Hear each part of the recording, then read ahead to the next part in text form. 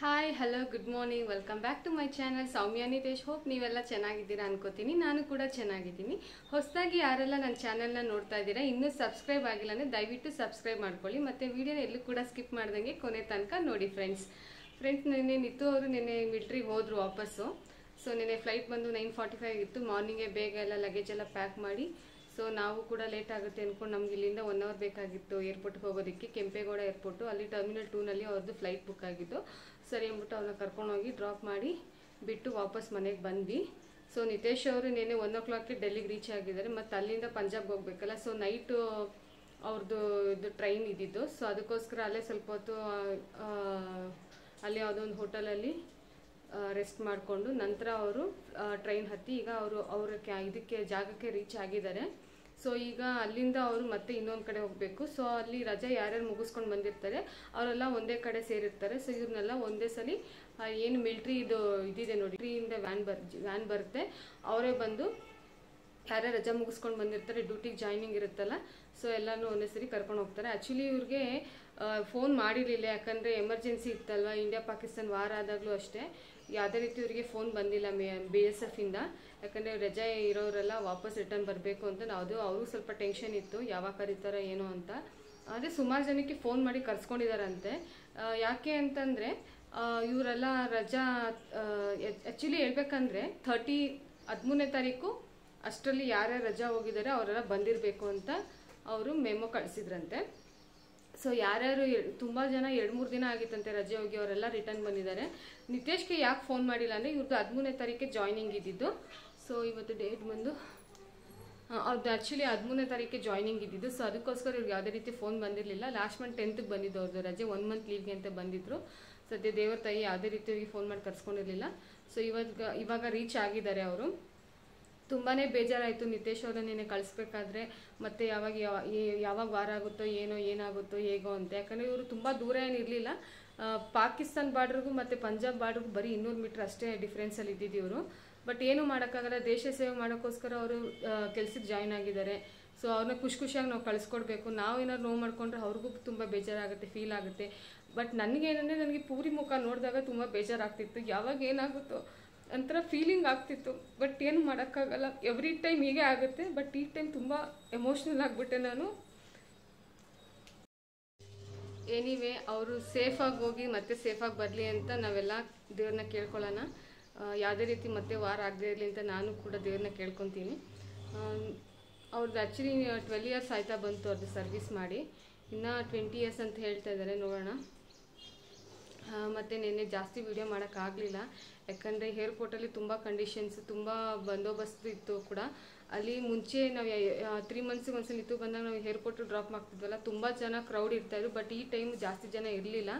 ಮತ್ತು ನಾವು ಎಂಟ್ರೆನ್ಸ್ವರೆಗೂ ಸ್ವಲ್ಪ ಹೋಗ್ತಾ ಇದ್ವಿ, ಸ್ವಲ್ಪ ಅಲ್ಲಿ ಟಿಕೆಟ್ ಚೆಕ್ ಮಾಡ್ತಾರಲ್ಲ ಅಲ್ಲಿವರೆಗೂ ನಾವು ಹೋಗ್ತಾ ಇದ್ವಿ. ಬಟ್ ಈ ಸಲ ಅಲ್ಲಿವರೆಗೂ ಕೂಡ ಬಿಟ್ಟಿಲ್ಲ, ಪಾಪ ಬ್ಯಾಂಡ್ ಹಾಕ್ಬಿಟ್ಟಿದ್ರು. ಅಲ್ಲಿವರೆಗೂ ಪ್ಯಾಸೆಂಜರ್ ಬಿಟ್ಟು ಬೇರೆ ಯಾರೂ ಹೋಗಂಗಿರಲಿಲ್ಲ. ಮತ್ತು 90 seconds ಮೇಲೆ ಕಾರ್ ಕೂಡ ಪಾರ್ಕಿಂಗ್ ಕೂಡ ಮಾಡೋ ಹಾಗಿರಲಿಲ್ಲ. ಸೊ ಜಾಸ್ತಿ ನಾವು ಅಲ್ಲಿ ಜಾಸ್ತಿ ಹೊತ್ತು ಟೈಮ್ ಸ್ಪೆಂಡ್ ಕೂಡ ಮಾಡೋಕ್ಕಾಗಲಿಲ್ಲ. ಯಾಕಂದರೆ ಅವರು 8 o'clock ಒಳಗಡೆ ಅವರು ಏರ್ಪೋರ್ಟ್ ಒಳಗಡೆ ಇರಬೇಕು. ಚೆಕಿಂಗ್ ಸ್ಟಾರ್ಟ್ ಆಗುತ್ತೆ ಅವ್ರದ್ದು ಲಗೇಜ್ ಎಲ್ಲ.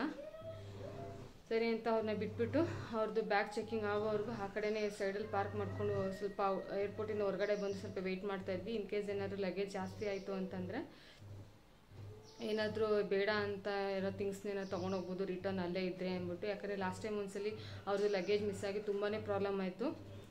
ನಾನು ಫೋಟೋ ಎಲ್ಲ ತೆಕ್ಕೊಂಡಿದ್ದೆ ಲಗೇಜು. ಸೊ ಅದರಿಂದ ಅವ್ರದ್ದು ಲಗೇಜ್ ಎಲ್ಲ ನಮಗೆ ಬೇಗ ಸಿಕ್ತು. ಏನೇನೋ ತುಂಬ ಕಂಡೀಷನ್ಸ್ ಇದೆ ಏರ್ಪೋರ್ಟಲ್ಲಿ. ಏನಾದ್ರು ಲಗೇಜ್ ಮಿಸ್ ಆದರೆ ಆ ಪರ್ಸನ್ ಲಗೇಜನ್ನ ನಾವು ಮತ್ತೆ ಅವ್ರ ಕಡೆಯವರು ಯಾವ ರೀತಿ ಕಲೆಕ್ಟ್ ಮಾಡ್ಕೋಬೇಕು ಏನು ಅಂತ ತುಂಬ ಕಂಡೀಷನ್ಸ್ ಇದೆ. ಸೊ ಆ ರೀತಿ ಆಗಬಾರ್ದು ಅಂದ್ಕೊಂಡೆ ನಾವು ಕೂಡ ವೆಯ್ಟ್ ಮಾಡಿದ್ವಿ. ಎಲ್ಲ ಓಕೆ ಆಯಿತು. ಸರಿ ನೀವು ಇನ್ನು ಹೊರಡಿ ಅಂತ ಹೇಳಿದ್ರು ನಮ್ಮ ಹಸ್ಬೆಂಡು. ಸರಿ ಅಂದ್ಬಿಟ್ಟು ನಾವು ಅಲ್ಲಿಂದ ಹೊರಟು ಬಂದಿದ್ದೇನೆ. ಪೂರ್ವಿಗೆ ನಾವು ಎಲ್ಲ ಅಲ್ಲೇ ಹೋಟೆಲಲ್ಲಿ ನಮ್ಮ ಅತ್ತೆಯವ್ರು ಹೋಟೆಲ್ ಕರ್ಕೊಂಡು ಹೋಗಿದ್ರು. ಅಲ್ಲೇ ಹೋಟೆಲಲ್ಲಿ ಊಟಕ್ಕೆ ತಿಂಡಿ ಎಲ್ಲ ತಿನ್ಕೊಂಡು ಹೋಟೆಲಲ್ಲಿ ನಾಷ್ಟ ಎಲ್ಲ ಮಾಡಿಕೊಂಡು ವಾಪಸ್ ಮನೆಗೆ ಬಂದ್ವಿ. ಪೂರ್ವಿ ಏನೂ ತಿನ್ನಲಿಲ್ಲ, ಕೇಸರಿಬಾತ್ ಕೇಳಿದ್ಲು, ಸ್ವಲ್ಪ ಲೈಟಾಗಿ ತಿಂದು. ಪೂರ್ವಿಗೂ ತುಂಬ ಬೇಜಾರಾಗ್ತಾಯಿತ್ತು. ಮನೆಗೆ ಬಂದು ಅಪ್ಪ ಇಲ್ಲಿ ಅಂತ ಕೇಳ್ತಿದ್ದೆ. ಯಾಕಂದ್ರೆ ಚಿಕ್ಕ ಹುಡುಗಿ ಅಲ್ವಾ, ಇನ್ನೂ ಅಷ್ಟು ಗೊತ್ತಾಗಲ್ಲ. ಹೋಗ್ತಾ ಅವಳಿಗೆ ಅರ್ಥ ಆಗುತ್ತೆ, ಅಂಡರ್ಸ್ಟ್ಯಾಂಡ್ ಮಾಡ್ಕೊತಾಳೆ ಏನು ಎತ್ತ ಅಂತ. ಮತ್ತು ನಿತೇಶ್ ಅವರು ಇನ್ನು 3 months ಆದಮೇಲೆ ಬರೋದು. ಅವರಿದ್ದಾಗ ಒಂಥರ ಖುಷಿಯಾಗಿತ್ತು. ಇವಾಗ ಹೋದ್ಮೇಲೆ ಸ್ವಲ್ಪ ಬೇಜಾರಾಗುತ್ತೆ. ಒಂದು 2-3 ದಿನ ಅವರು ಅಲ್ಲಿ ಹೋದ್ಮೇಲೆ ಅಡ್ಜಸ್ಟ್ ಆಗಿಬಿಡ್ತಾರೆ, ಆಮೇಲೆ ನಾವು ಇಲ್ಲಿ ಅಡ್ಜಸ್ಟ್ ಆಗ್ತೀವಿ. ಆ ಥರ ಏನಿಲ್ಲ. ಸ್ಟಾರ್ಟಿಂಗ್ ಬೇಜಾರಾಗ್ತಾ ಇತ್ತು, ಬಟ್ ಈಗ ಪೂರ್ವಿ ಇದ್ದಾಳಲ್ಲ, ಸೊ ಅದರಿಂದ ನನಗೇನು ಅಷ್ಟು ಬೇಜಾರಾಗಲ್ಲ. ಏನೂ ಮಾಡೋಕ್ಕಾಗಲ್ಲ. ಮಿಲ್ಟ್ರಿಗೆ ಸೇರ್ಕೊಂಡ್ಮೇಲೆ ದೇಶ ಸೇವೆ ಮಾಡ್ತೀವಿ ಅಂತ ಹೋದ್ಮೇಲೆ ದೇಶ ಸೇವೆ ಮಾಡಲೇಬೇಕು, ಹೋಗಲೇಬೇಕು. ಸೊ ಅವರು ಒಂದು ಮಂತ್ ಆಯ್ತಲ್ಲ ಬಂದು, ರಜೆ ಕೂಡ ಮುಗೀತು. ಸದ್ಯ ಇವ್ರಿಗೆ ರಜೆ ಮಧ್ಯೆ ಫೋನ್ ಮಾಡಿ ಕರ್ಸ್ಕೊಂಡಿಲ್ಲ, ಅದು ನನಗೆ ಗಾಡ್ ಗಿಫ್ಟ್ ಅಂತ ಹೇಳ್ಬೋದು. ಸೊ ಬನ್ನಿ, ಇವಾಗ ಮನೆ ಕೆಲಸ ಎಲ್ಲ ಪೆಂಡಿಂಗ್ ಇದೆ, ಸ್ವಲ್ಪ ಮನೆ ಕೆಲಸ ಮಾಡ್ಕೊಳ್ಳೋಣ. ಮತ್ತು ನಮ್ಮ ಹಸ್ಬೆಂಡ್ ಕೂಡ ಕಾಲ್ ಮಾಡಿದ್ರು, ರೀಚ್ ಆಗಿದ್ದೀನಿ, ಟಿಫನ್ ಕೂಡ ಆಯಿತು. ಸ್ವಲ್ಪ ಬೇಜಾರಾಗ್ತಾಯಿದೆ, ಪೂರ್ವಿ ಎಲ್ಲ ನೆನಪಾಗ್ತಿದ್ದಾಳೆ ಅಂತ ಹೇಳಿದ್ರು. ಬೇಜಾರಾಗ್ಬಿಡ್ರಿ, ನಾನು ಇಲ್ಲಿ ಸೇಫಾಗಿದ್ದೀನಿ, ಇಲ್ಲಿ ಯಾವುದೇ ರೀತಿ ಏನೂ ಮತ್ತೆ ತೊಂದರೆ ಆಗಿಲ್ಲ, ನಾನು ಫೋನ್ ಮಾಡ್ತಾ ಇರ್ತೀನಿ ಅವಾಗವಾಗ ಅಂತ ಹೇಳಿದ್ದಾರೆ. ಇವತ್ತು ಪೂರ್ವಿ ಕೂಡ ಲೇಟಾಗಿರಲು, ನಾನು ಕೂಡ ಲೇಟಾಗಿದ್ದೆ. ಫಸ್ಟ್ ನಾನು ಎದ್ದೆ, ಆಮೇಲೆ ಪೂರ್ವಿ ಎದ್ದಿದ್ದು. ಸೊ ಫಸ್ಟ್ ಸ್ನಾನ ಮಾಡಿಕೊಂಡು ನೆಕ್ಸ್ಟ್ ಕೆಲಸ ಮಾಡೋಣ ಅಂದ್ಕೊಂಡು, ಇವಾಗ ಪಾತ್ರೆಗಳೆಲ್ಲ ಸಿಂಕಲ್ಲಿ ಹಾಗೆ ಇತ್ತು, ಸಿಂಕಲ್ಲಿರೋ ಪಾತ್ರೆನೆಲ್ಲ ವಾಶ್ ಮಾಡೋಣ ಅಂತ ವಾಶ್ ಮಾಡ್ತಾಯಿದ್ದೆ. ಸೊ ನಿತೇಶರು ಹೋಗೋದು ಹಿಂದಿನ ದಿನ ಪೂರ್ವಿಗೆ ಸೈಕಲೆಲ್ಲ ಚೆನ್ನಾಗಿ ತುಳಿಸಿದ್ರು ಹೊರಗಡೆ ಕರ್ಕೊಂಡೋಗಿ. ನಮ್ಮ ಪೂರ್ವಿ ಹೇಳ್ತಾ ಇರ್ತಾಳೆ, ಈ ಥರ ಬ್ರೇಕ್ ಹಿಡಿಬೇಕು ಅಮ್ಮ ಹಂಪ್ಸ್ ಬಂದಾಗ, ಈ ಥರ ಯಾವ್ದಾರು ಆಪೋಸಿಟ್ ಗಾಡಿ ಬಂದಾಗ ಬೆಲ್ ಮಾಡಬೇಕು ಅಂತೆಲ್ಲ ಹೇಳ್ತಿರ್ತಾಳೆ. ಇದೆಲ್ಲ ಅವರ ಅಪ್ಪ ನಿತೇಶ್ ಅವರೇ ಟ್ರೈನಿಂಗ್ ಕೊಟ್ಟಿರೋದು. ಹೇಳ್ತಾ ಇದ್ಲು ಅಪ್ಪ ಇಲ್ಲಿ ಅಂತ. ನಾನು ಹೇಳಿದೆ ಅಪ್ಪ ಡ್ಯೂಟಿಗೆ ಹೋಗಿದ್ದಾರೆ, ಮತ್ತೆ ಬರ್ತಾರೆ. ಇಂಡಿಪೆಂಡೆನ್ಸ್ ಡೇ ದಿನ ನಿಮಗೆ ಸ್ಕೂಲಲ್ಲಿ ಇದು ಫ್ಯಾನ್ಸಿ ಡ್ರೆಸ್ ಇರುತ್ತಲ್ಲ, ಫ್ರೀಡಮ್ ಫೈಟರ್ ಡ್ರೆಸ್ ಇರುತ್ತಲ್ಲ, ಆಗ ಅಪ್ಪನೇ ಬಂದು ನಿಮಗೆ ಡ್ರೆಸ್ ಮಾಡ್ತಾರೆ ಅಂತ ಹೇಳಿದೆ. ಸೊ ಅವಳು ಮಲ್ಕೊಂಡ್ಲು. ಆಮೇಲೆ ಇವಾಗ ಬ್ರೇಕ್ಫಾಸ್ಟ್ ರೆಡಿ ಮಾಡ್ತಾ ಇದ್ದೀನಿ. ಟೊಮೆಟೊ ಬಾತ್ ಮಾಡೋಣ ಅಂತ ಟೊಮೆಟೊ ಬಾತ್ ಮಾಡ್ತಾ ಇದ್ದೀನಿ ನೋಡಿ ಫ್ರೆಂಡ್ಸ್. ಸೊ ಪೂರ್ವಿಗೂ ಇವಾಗ ಇದನ್ನೇ ತಿನ್ನಿಸ್ಬೇಕು, ಇದ್ರಿಗೂ ಸೇರ್ ಮಾಡ್ಕೊತಾ ಇರೋದು. ಸ್ವಲ್ಪ ಲೇಟ್ ಆಯಿತು ಇವತ್ತು ಬ್ರೇಕ್ಫಾಸ್ಟ್ ಮಾಡೋದು. ನೋಡಿ ಪೂರ್ವಿ ಏನು ಮಾಡ್ತಿದ್ದಾಳೆ. ಪೂರ್ವಿ ಕೂಡ ನಿದ್ದೆ ಮಾಡಿ ಎದ್ದು ಬಂದಿದ್ದ ತಕ್ಷಣ ಬ್ರಷ್ ಮಾಡಿ ಫ್ರಿಜ್ಜಿಂದ ಮೇಯೋನೀಸ್ ಎತ್ಕೊಂಡು ಪ್ಲೇಟ್ಗೆ ಹಾಕ್ಕೊಂಡು ನೆಗ್ತಾ ಇದ್ದಾಳೆ. ಅದರಲ್ಲಿ ಎಷ್ಟು ಆ್ಯಕ್ಟಿಂಗ್ ಮಾಡ್ತಿದ್ದಾಳೆ ನೋಡಿ. ನಿತೇಶ್ವರ್ ಇದ್ದಾಗ ಮನೆಯಲ್ಲಿ ಯಾವುದೇ ರೀತಿ ಡೀಪ್ ಕ್ಲೀನಿಂಗ್ ಮನೆ ಕೆಲಸ ಮಾಡೋ ಹಾಗಿರಲಿಲ್ಲ. ನೀನು ಯಾವಾಗಲೂ ರೆಸ್ಟ್ ಮಾಡು, ಆರಾಮಾಗಿರು ಅಂತ ಹೇಳ್ತಾ ಇರ್ತಾರೆ. ಸೊ ಅದಕ್ಕೆ ನಾನು ಅವ್ರ ಮುಂದೆ ಯಾವುದೇ ರೀತಿ ಜಾಸ್ತಿ ಕೆಲಸಗಳು ಮಾಡೋಕ್ಕೆ ಹೋಗ್ತಿರ್ಲಿಲ್ಲ. ನೋಡಿ ಅವ್ರು ಹೋದ್ಮೇಲೆ ಮಾಡ್ಕೊಳ್ಳೋಣ ಅಂತ ಹಾಗೆ ಸುಮ್ಮನೆ ಆದೆ. ನೋಡಿ ಈಗ ಎಷ್ಟು ಬಟ್ಟೆಗಳೆಲ್ಲ ವಾಶ್ರೂಮಲ್ಲಿ ಹಾಕ್ಕೊಂಡಿದ್ದೀನಿ, ಎಲ್ಲ ವಾಶ್ ಮಾಡಿಲ್ಲ, ಇನ್ನೂ ಸೋಪು ಪುಡಿ ಹಾಕಿ ನೆನೆಸಿದ್ದೀನಿ. ಮತ್ತು ಪೂರ್ವಿಗೂ ಕೂಡ ಟಿ ವಿ ಹಾಕಿದೆ. ಮತ್ತು ಅವಳೇ ಊಟ ಮಾಡಲಿ ಅಂತ ಅವಳಿಗೆ ಟೊಮೊಟೊ ಬಾತ್ ಹಾಕ್ಕೊಟ್ಟಿದ್ದೆ ಪ್ಲೇಟ್ಗೆ. ಚೆನ್ನಾಗಿ ತಿಂದಿದ್ದಾಳೆ, ಬಟ್ ಕೆಳಗಡೆ ಏನು ಚೆಲ್ಲಿಲ್ಲ. ಮತ್ತು ಲಿಪ್ಸ್ಟಿಕ್ಕು ಕಾಸ್ಮೆಟಿಕ್ಸ್ ಇತ್ತಲ್ಲ, ಅದು ಎಕ್ಸ್ಪೈರ್ ಆಗಿತ್ತು, ಅದನ್ನು ಬಿಸಾಕು ಅಂತ ಕೊಟ್ಟು ಅದನ್ನು ಓಪನ್ ಮಾಡಿ ಬೆಡ್ ಮೇಲೆಲ್ಲ ಗಲೀಜು ಮಾಡಿದ್ಲು. ಮತ್ತು ಸ್ವಲ್ಪ ಕ್ಲೇ ಇತ್ತು 6 ಕಲರ್ಸ್, ಆಡ್ಕೊಳ್ಳಿ ಅಂತ ಅದನ್ನು ಕೂಡ ಕೊಟ್ಟಿದ್ದೆ. ಇವಾಗ ಪೂರ್ವಿ ಬೇಜಾರಾಗ್ತಾ ಇದೆಯಾ ಆಟಾಡಿ? ಅದೇನು ಮಾಡ್ತಾಯಿದ್ಯಾ? ತೆಗೆದು ಡಸ್ಟ್ಬಿನ್ಗೆ ಹಾಕೋದೆಲ್ಲ ಯೂಸ್ ಮಾಡಬೇಡ, ಗಲೀಜಾಗುತ್ತೆ. ಹೇಳಿದ ಮತ್ತೆ ಕೇಳಲ್ಲ, ಹೊಡಿತೀನಿ ನಿನ್ಗೀಗ. ಅದು ಯಾಕೆ ಅರ್ಧಂಬರ್ಧ ತಿಂದಿದ್ಯಾ? ಬಾಯಲ್ಲಿ ತಿನ್ನು ಬಾ ಪೂರ್ತಿಯಾಗಿ. ಅಲ್ಲಿ ಬೈತಾರೆ ಶಂಕರ ಅಂತ, ಲೀಕ್ ಆಗುತ್ತೆ ಅದು ಬಾಟಲು. ಬಾಯ್ಲೆ ಬಿಸಾಕ ಡಸ್ಟ್ಬಿನ್ಗೆ ಹಾಕು ಪೂರ್ವಿ. ತೋರಿಸು.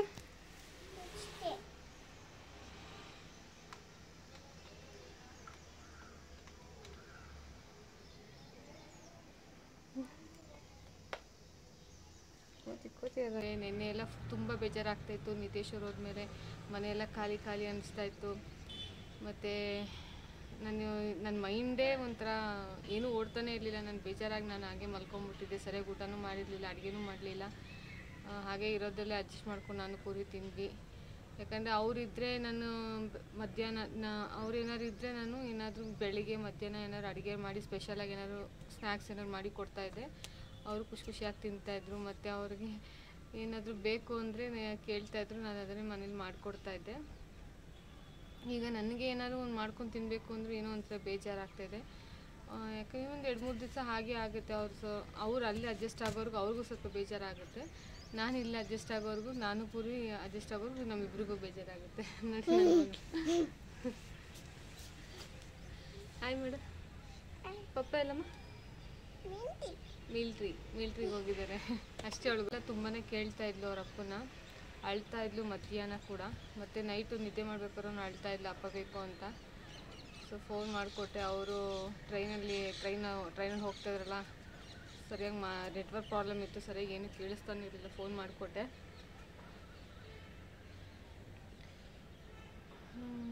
ಏನೋ ಒಂಥರ ಬೇಜಾರು, ಏನು ಮಾಡೋಕ್ಕಾಗಲ್ಲ. ಮಿಲ್ಟ್ರಿಲಿರೋ ಫ್ಯಾಮಿಲಿ ಸ್ಟೋರಿನೇ ಈ ಥರ ಅನ್ಸುತ್ತೆ, ಏನು ಮಾಡೋಕ್ಕಾಗಲ್ಲ ಅಲ್ವಾ. ಏನಾದ್ರು ಮಾತಾಡಿದ್ರೆ ಮಾತಾಡಬೇಕು ಬಂದು. ಏನು ಮಾತಾಡಲ್ವಾ? ನೋಡಿ ನನಗೆ ಡಿಸ್ಟರ್ಬ್ ಮಾಡ್ತಿದ್ದಾಳೆ. ಸುಮ್ಮನೆ ಆ ಕಡೆ ಈ ಕಡೆ ಓಡಾಡೋದು, ಮಾತಾಡೋ ಅಂದರೆ ಮಾತಾಡಲ್ಲ ಅಂತ ಹೇಳ್ತಿದ್ದಾಳೆ ಪೂರ್ವಿ. ಪ್ರತಿ ಸಲ ನಾನು ಏರ್ಪೋರ್ಟ್ಗೆ ಹೋದಾಗ ಅವರು ವಾಪಸ್ಸು ಎಂಟ್ರಿ ಆಗ್ತಿದ್ದಾರೆ ಏರ್ಪೋರ್ಟ್ ಒಳಗಡೆ ಅಂದಾಗ ನನಗೆ ಆಟೋಮೆಟಿಕ್ ಅಳು ಬರ್ತಾಯಿತ್ತು. ಪೂರ್ವಿ ಕೂಡ ನೋಡಿ ಅಳ್ತಾಯಿದ್ಲು. ಸೊ ಈ ಸಲ ಅಳಬಾರ್ದು ಅಂತ ನಾನು ಗಟ್ಟಿ ನಿರ್ಧಾರ ಮಾಡಿಬಿಟ್ಟಿದ್ದೆ. ತುಂಬಾ ಕಂಟ್ರೋಲ್ ಮಾಡ್ಕೊಂಡಿದ್ದೆ, ಅಳಲಿಲ್ಲ. ಅವರು ಖುಷಿಯಾಗಿ ಹೋದರು. ನಾನೇನಾರ ಹತ್ರ ಅವ್ರ ಮನಸ್ಸಿಗೂ ಬೇಜಾರಾಗುತ್ತೆ, ಅವ್ರಿಗೆ ಅಲ್ಲಿ ಹೋಗ್ಬೇಕಾದ್ರೆ ಫೀಲ್ ಆಗುತ್ತೆ. ಸೊ ಅದಕ್ಕೋಸ್ಕರ ನಾನು ಅಂದ್ಕೊಡ್ಲಿ ಅಳೋದಕ್ಕೆ ಹೋಗಲಿಲ್ಲ ಅವ್ರ ಮುಂದೆ. ಬಟ್ ಮನೆಗೆ ಬಂದಮೇಲೆ ತುಂಬಾ ಬೇಜಾರಾಯಿತು. ಮನೆಯೆಲ್ಲ ನೋಡಿದಾಗ ಅವ್ರು ಓಡಾಡ್ತಿದ್ದ ಜಾಗ, ಮತ್ತು ಅವ್ರು ಯಾವಾಗಲೂ ಮಲ್ಕೊಂಡು ಟಿ ವಿ ನೋಡ್ತಾಯಿದ್ರು ಮತ್ತು ಫೋನ್ ನೋಡ್ತಾಯಿದ್ರು ಹಾಲಲ್ಲಿ. ಆ ದಿವಾನ ನೋಡಿದಾಗ ತುಂಬಾ ಫೀಲ್ ಆಗ್ತಾಯಿತ್ತು. ಮತ್ತು ಅವ್ರದ್ದು ಬುಲೆಟ್ ಬೈಕ್ ಬೇರೆ ಇದೆಯಲ್ಲ, ಸೊ ಅದನ್ನ ಅವರು ಬಂದಾಗ ಅಷ್ಟು ಯೂಸ್ ಮಾಡೋದು, ಬಾಕಿ ಟೈಮಲ್ಲಿ ಪಾರ್ಕಿಂಗಲ್ಲಿ ನಿಲ್ಲಿಸ್ಬಿಡ್ತಾರೆ. ಅದೆಲ್ಲ ನೋಡಿದಾಗ ಏನೋ ಒಂಥರ ಬೇಜಾರಾಗುತ್ತೆ. ಇನ್ನು ಎಷ್ಟು ದಿನ ಇದೇ ರೀತಿ ಇರಬೇಕು ಅಂತ. ಮಳೆ ಬರ್ತಾಯಿದೆಯಂತೆ. ಮೇಲ್ಗಡೆ ಕೂತ್ಕೊಂಡಿದ್ದೆ. ಯಾಕೋ ವೆದರ್ ಸ್ವಲ್ಪ ಕೂಲಾಗಿದೆ ಮತ್ತು ಬೆಳಕು ತುಂಬ ಕಡಿಮೆ ಇತ್ತು, ಅದಕ್ಕೆ ಮೇಲ್ಗಡೆ ಬಂದು ವಿಡಿಯೋ ಮಾಡಿ. ಮಳೆ ಬರೋ ಥರನೇ ಇದೆ, ಆದರೆ ಮಳೆ ಏನಿಲ್ಲ. ಇವಾಗ ಸ್ವಲ್ಪ ಹನಿ ಆಗ್ತಾಯಿದೆ. ಮತ್ತು ಈಗ ನಿತೇಶ್ ಅವರು ಈಗ ಬಾರ್ಡ್ರ್ ರೀಚ್ ಆಗ್ತಾರೆ ಇನ್ನೊಂದು ಸ್ವಲ್ಪ ಹೊತ್ತಲ್ಲಿ. ಈವ್ನಿಂಗ್ ಅಷ್ಟರಲ್ಲಿ ಅವರು ಬಾರ್ಡ್ರಲ್ಲಿ ಇರ್ತಾರೆ. ಈಗ ಅಲ್ಲಿ ಬಾರ್ಡ್ರಲ್ಲಿ ಡ್ಯೂಟಿ ಮಾಡ್ತಿರೋರಿಗೆಲ್ಲ ರೇಷನ್ ಎಲ್ಲ ತೊಗೊಂಡೋಗ್ಬೇಕು ಅಂತ ಆಗಲೇ ಕಾಲ್ ಮಾಡಿದಾಗ ರೇಷನ್ ಎಲ್ಲ ಲೋಡ್ ಮಾಡ್ತಾಯಿದ್ರು ಗಾಡಿಗೆ. ಸೊ ಇವಾಗ ಬಾರ್ಡ್ರಲ್ಲಿ ಡ್ಯೂಟಿ ಇರುತ್ತೆ, ಯಾವ ರೀತಿ ಇರುತ್ತೆ ಅಲ್ಲಿ ಹೋದ್ಮೇಲೆ ಆ ಸಿಚುವೇಶನ್ ನೋಡಿಕೊಂಡೆ ನನಗೆ ಹೇಳೋದವರು. ಅದಕ್ಕೆ ಮುಂಚೆ ಏನು ಹೇಳೋಕ್ಕೋಗಲ್ಲ. ಹೇಳ್ತಾರೆ ಎಷ್ಟೊಂದು ಜನ ಅಲ್ಲಿ ಹಂಗಿದೆ ಹಿಂಗಿದೆ ಅಂತ, ಬಟ್ ಅವ್ರು ಯಾವುದೂ ನಂಬಕ್ಕೆ ಹೋಗಲ್ಲ. ಅಲ್ಲಿ ಪ್ರೆಸೆಂಟ್ ಹೋಗಿ ಅಲ್ಲಿ ಏನು ಸಿಚುವೇಶನ್ ಇದೆ ನೋಡಿಕೊಂಡು ನನಗೆ ಹೇಳ್ತೀನಿ ಅಂತ ಹೇಳಿದ್ದಾರೆ. ಸೊ ಅವರು ಒಳ್ಳೇದಾದರೆ ಸಾಕು. ಅವ್ರು ಬರೋದು ಅಪರೂಪ, 3 ಮಂತ್ಸಿಗೆ ಒಂದ್ಸಲ ಬರ್ತಾರೆ. ಈ ಮಂತ್ 1 ಮಂತ್ ಇದ್ದೋದ್ರು. ಅದು ಯಾವ ರೀತಿ ದಿನಗಳು ಕಳೀತು ಅಂತಲೇ ಗೊತ್ತಾಗ್ತಾ ಇಲ್ಲ. ಲಾಸ್ಟ್ 10th ಬಂದಿದ್ದು, 12th ಹೋದರು. ಇವತ್ತು ರೀಚ್ ಆಗಿದ್ದಾರೆ, ಡ್ಯೂಟಿ ರಿಪೋರ್ಟ್ ಆಗಿದ್ದಾರೆ. ಆನ್ ಟೈಮ್ ಇರಬೇಕು, ಆವಾಗಲೇ ಅವರು ಮತ್ತೆ ನೆಕ್ಸ್ಟ್ ರಜಾಗೆ ಕರೆಕ್ಟಾಗಿ ಕಳಿಸೋದು. ಅದಕ್ಕೋಸ್ಕರ ಅವರು ಆ್ಯಕ್ಚುಲಿ ಟ್ರೈನಲ್ಲಿ ಹೋಗ್ಬೋದು. ಟ್ರೈನಲ್ಲಿ ಹೋದ್ರೆ ಏನು ಗೊತ್ತಾ ಪ್ರಾಬ್ಲಮ್ಮು, 3 days 4 days ಈ ರೀತಿ ಟೈಮ್ ತೊಗೊಳುತ್ತೆ. ಮತ್ತು ಇನ್ನೊಂದು ಸೀಟ್ ರಿಸರ್ವೇಷನ್ ಮಾಡಬೇಕು. ಇನ್ ಕೇಸ್ ರಿಸರ್ವೇಷನ್ ಸೀಟ್ ಖಾಲಿ ಇಲ್ಲ ಅಂದಾಗ ನಾರ್ಮಲ್ ಬೋಗಿ ಹೋಗಬೇಕಾಗತ್ತೆ. ತುಂಬ ರಿಸ್ಕ್ ಆಗುತ್ತೆ, ಲಗೇಜ್ ಎಲ್ಲ ಹಿಡ್ಕೊಂಡು, ಊಟ ತಿಂಡಿ ಸರಿಯಾಗಿರಲ್ಲ, ನಿದ್ದೆ ಇರಲ್ಲ. ಸೊ ಮುಂಚೆ ಎಲ್ಲ ಫ್ಲೈಟಲ್ಲಿ ಅಷ್ಟು ಕಡಿಮೆ ಇತ್ತು, ಟ್ರೈನಲ್ಲೇ ಓಡಾಡ್ತಿದ್ರು. ಈಗ ನನ್ನ ಬೇಬಿ ಆದಮೇಲೆ ಸೊ 2-3 ದಿನ ಮನೆಯಲ್ಲೇ ಇದ್ದರೆ ಪಾಪ ಜೊತೆ ಇರ್ಬೋದು, ಫ್ಯಾಮಿಲಿ ಜೊತೆ ಇರ್ಬೋದು ಅಂತ ಆ ಥರ ಯೋಚನೆ ಮಾಡಿ ಫ್ಲೈಟಿಗೆ ಒಂದು 7-8 ಸಾವಿರ ಹೋದ್ರೂ ಪರವಾಗಿಲ್ಲ ಅಂತ ಅವರು ಬರಬೇಕಾದ್ರೂ ಫ್ಲೈಟಲ್ಲೇ ಬರ್ತಾರೆ, ಹೋಗ್ಬೇಕಾದ್ರೂ ಫ್ಲೈಟಲ್ಲೇ ಹೋಗ್ತಾರೆ. ಫ್ಲೈಟಲ್ಲಿ ಅಂದರೆ ಒಂದು ದಿನ ಮುಂಚೆ ಬಿಟ್ಟರೆ ಸಾಕಾಗುತ್ತೆ. ನಾಳೆ ಡ್ಯೂಟಿ ರಿಪೋರ್ಟನ್ನೇ ಹಿಂದಿನ ದಿನ ಬಿಟ್ಟರೆ ಸಾಕು. ಬಟ್ ಟ್ರೈನಲ್ಲಿ ಆ ರೀತಿ ಆಗೋದಿಲ್ಲ, ಯಾಕಂದರೆ 3 days 4 days ಮುಂಚೆನೇ ಬಿಡಬೇಕಾಗುತ್ತೆ. ಯಾಕಂದರೆ 1000 ಕಿಲೋಮೀಟ್ರ್ ದೂರ ಇದ್ದಾರೆ ಅವರು. ಸೊ ಅವ್ರದ್ದು ಬಾರ್ಡ್ರ್ ಕೂಡ ದೂರ ಅಲ್ವ, ಪಂಜಾಬ್ ತುಂಬ ದೂರ ಇರೋದ್ರಿಂದ ಸೊ ಬೇಗನೆ ಬಿಡಬೇಕಾಗಿತ್ತು. ಅದರಿಂದ ಅವರೀಗ ಫ್ಲೈಟಲ್ಲೇ ಓಡಾಡೋದು ಜಾಸ್ತಿ ಆಗಿದೆ. ಈ ಕಡೆ ಆಟಾಡೋ ನೋಡಿ ಫ್ರೆಂಡ್ಸ್. ಈಗ ನಾನು ಪೂರ್ವಿ ಆಟ ಆಡ್ತಿದ್ದಾಳೆ, ಮಾಡಿ ಮೇಲೆ ಕರ್ಕೊಂಡು ಬಂದೆ. ಆಟ ಆಡೋಕ್ಕೆ ಯಾರೂ ಇಲ್ಲ ಅವಳಿಗೆ. ಈ ಕಡೆ ಬಾ ಪೂರ್ವಿ, ಅಲ್ಲೆಲ್ಲ ಹೋಗ್ಬೇಡ, ಅಲ್ಲೆಲ್ಲ ಇದು ಗಲೀಜಿದೆ. ಕ್ಲೇ ಕೊಟ್ಟಿದ್ದೆ, ಇನ್ನೂ ಸ್ವಲ್ಪ ಕ್ಲೇ 6 ಕಲರ್ಸ್ ಎತ್ತಿಟ್ಟಿದ್ದೆ. ಮುಂಚೆ ಒಂದು 6 ಕಲರ್ಸ್ ಕೊಟ್ಟಿದ್ದೆ. ಎಲ್ಲ ಈ ಕಡೆ ಬಂದು ಆಟಾಡು. ಎಲ್ಲ ಹಾಳು ಮಾಡಿಕೊಂಡು ಇನ್ನೂ ಫ್ರೆಂಟ್ ಬಾ, ಹಾಳು ಮಾಡಿಕೊಂಡು ಸರಿ ಅಂದ್ಬಿಟ್ಟು ಇನ್ನೊಂದು 6 ಕಲರ್ಸ್ ಇತ್ತು ಕೊಟ್ಟಿದ್ದೀನಿ. ಅದನ್ನೆಲ್ಲ ನೋಡು ಮೇಲೋಯ್ತು, ಎಲ್ಲೋಯ್ತು, ಟ್ಯಾಂಕಿಗೆ ಅಂಟ್ಕೊಳ್ತೀಗ. ಇದಾ ಎಲ್ಲ ಹಾಕ್ತೇನೆ ನೀನು? ಅಲ್ಲಿಲ್ಲ ಬಂಗಾರಿ, ಕ್ಲೇ ಇಲ್ಲ. ಬೇಡ ಬಿಡಿ, ಬೇರೆದು ಎತ್ಕೊಳ್ಳೋರಂತೆ, ಮನೇಲಿದೆ, ಬೇಡ. ನೋಡಿ ಕ್ಲೇ ಎಲ್ಲ ಆಟ ಆಡ್ತಾ ಇದ್ಲು. ಇಲ್ಲಿ ಡ್ರಮ್ ಇದೆಯಲ್ಲ, ಈ ಡ್ರಮ್ ಮೇಲೆಲ್ಲ ಬಿಸಾಕಿದ್ಲು. ಡ್ರಮ್ ಮೇಲೆ ಇಲ್ಲ, ಮೋಸ್ಟ್ಲಿ ಹಿಂದೆಗಡೆ ಬ್ಯಾಕ್ ಸೈಡ್ ಏನಾದ್ರು ಪಕ್ಕದ ಬಿಲ್ಡಿಂಗ್ ಏನಾದ್ರು ಬಿದೋಗಿದೆಯೋ ಏನೋ ಗೊತ್ತಿಲ್ಲ. ನೋಡಿ ವೆದರ್ ಎಷ್ಟು ಚೆನ್ನಾಗಿದೆ ಇವತ್ತು. ಇವಾಗ ಮಳೆ ಬರೋ ಥರ ಇದೆ. ಮಳೆ ಹನಿ ಆಗ್ತಿದೆ ಆಲ್ರೆಡಿ, ಜೋರಾಗೇನು ಬಂದಿಲ್ಲ. ಜೋರಾಗಿ ಬಂದು ಚೆನ್ನಾಗಿರುತ್ತೆ. ನೋಡಿ ಎಷ್ಟು ಚೆನ್ನಾಗಿದೆ ನೇಚರ್ ಇವತ್ತು. ಪೂರ್ವಿ ನೋಡಿ ನನ್ನ ಮಗಳು ಅಲ್ಲಿ ನಿಂತ್ಕೊಂಡು ನೋಡ್ತಾ ಇದ್ದಾಳೆ. ಬಾ ಪರವಾಗಿಲ್ಲ. ಇವತ್ತಿನ ಲಾಗ್ ಇಷ್ಟೇ. ಸೊ ಇವತ್ತಿನ ಲಾಗ್ ನಿಮ್ಮೆಲ್ರಿಗೂ ಇಷ್ಟ ಆಗಿದೆ ಅನ್ಕೋತೀನಿ. ಇಷ್ಟ ಆಗಿದ್ರೆ ಲೈಕ್ ಮಾಡಿ, ಶೇರ್ ಮಾಡಿ, ಕಾಮೆಂಟ್ ಮಾಡಿ. ಇನ್ನು ಯಾರೆಲ್ಲ ನನ್ನ ಚಾನೆಲ್ನ ಸಬ್ಸ್ಕ್ರೈಬ್ ಮಾಡಿಲ್ಲ ಅಂದರೆ ಪ್ಲೀಸ್ ಸಬ್ಸ್ಕ್ರೈಬ್ ಮಾಡಿ. ಯಾವ ರೀತಿ ಸಪೋರ್ಟ್ ಮಾಡ್ತಿದ್ರೆ ಮುಂದೆ ಕೂಡ ಹೀಗೆ ಸಪೋರ್ಟ್ ಮಾಡಿ ಫ್ರೆಂಡ್ಸ್. Thank you. ಮತ್ತೆ ಮುಂದಿನ ಲಾಗ್ನಲ್ಲಿ ಸಿಗ್ತೀನಿ. Thank you.